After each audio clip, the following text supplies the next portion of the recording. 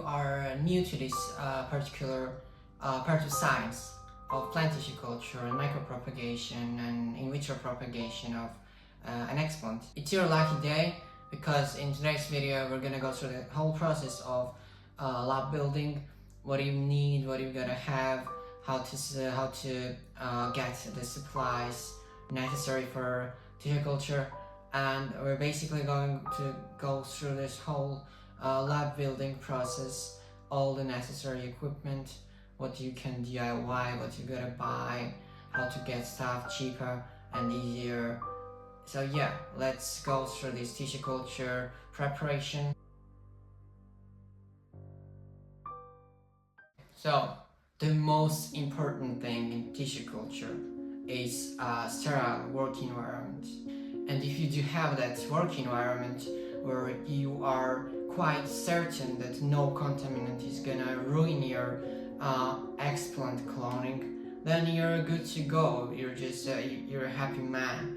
But it's kind of hard for a beginner tissue culture enthusiast to build up a lab space where they can work in a sterile work environment without any bad particles flying around.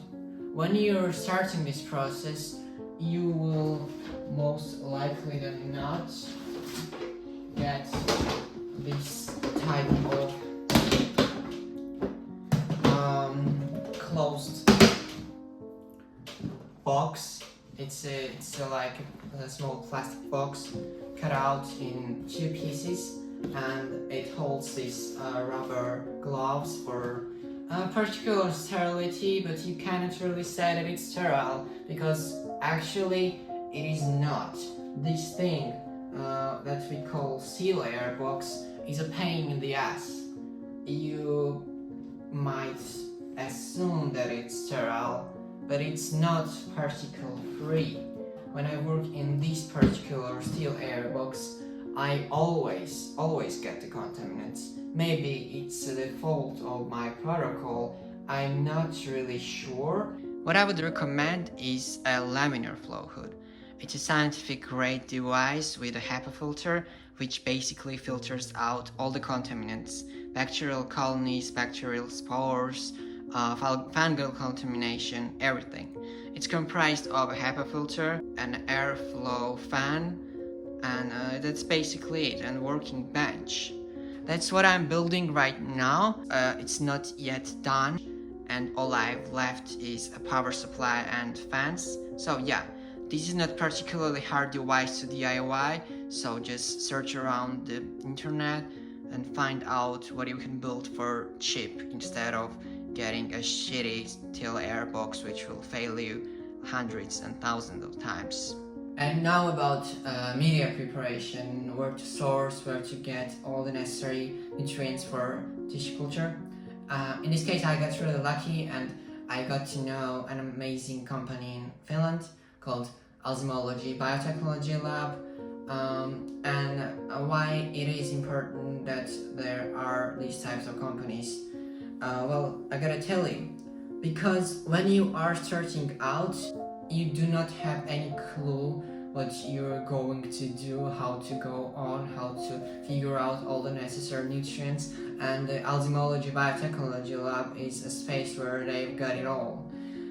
And agar for solid media, NAA, that's an auxin, like a routine gel for route initiation, IBA, basically all the necessary nutrients. If you are just starting out, it's imperative that you find a company that will be able to meet your necessary requirements, and Alzymology Biotechnology Lab is one of these types of companies. So if you are just starting out, I'm gonna put the link down in the description and check them out. So now the next part. These are the weapons in biotech. These cute and quite amazing devices are called micropipettes. These are like the coolest things to own as a biotech plant biology, it doesn't really matter, it doesn't get any cooler than that. Micropipette is an essential tool for getting small volumes of liquid around. Generally, biology is just like moving small volumes of liquid from one tube to another, and that's the case for plant tissue culture as well. You're gonna need at least two micropipettes. For in my case, this one is from 0.5 microliters to 10 microliters, and this one is from 5 to 50 microliters. Well, what else? What else you say? Well, isn't it quite enough? Hasn't it been enough for a particular process in plant biology? Well, not really, no. The next one is pH meter. It's quite a simple and very imperative and important device in plant tissue culture, because we know that every liquid has its own pH level. And in case of plants, every literal plant has its required pH level. For instance, monsteras and tropical plants have a pH level required from the range of 5.6 to 5.8. That's because monsteras and all tropical plants grow very stably in those types of pH levels. So when you make your media for your specific plant, you won't really have the pH adjusted at first. When you mix all the necessary nutrients and hormones and everything, your pH is gonna be very unstable. So you're gonna use this type of pH meter, which will tell you the exact level of pH in your liquid. And when it comes to stabilization, you're gonna have a pH up and pH down. These are the buffers for hydroponics. So yeah, if your pH level is below your requirement, you're gonna use pH up and put your pH where it belongs. Basically, that's it. There are also some miscellaneous plant biology stuff, plastic jars, 15 milliliter and 50 milliliter Falcon tubes, centrifuge tubes, 2 milliliter tubes. There are a lot of tubes necessary for moving liquids around. So just shop around on eBay and Amazon and get yourself a stock of these solutions and these plastic tubes, because these are quite important. And one more important topic and one more important thing before we finish up this video. You are going to need a PP type plastic, because you can't really work with any type of plastic. It's not happening, because you are going to need to steam sterilize everything, starting from your jars, from your scalpels, from tweezers, everything basically is full, like steam sterilized on 120 degrees on Celsius.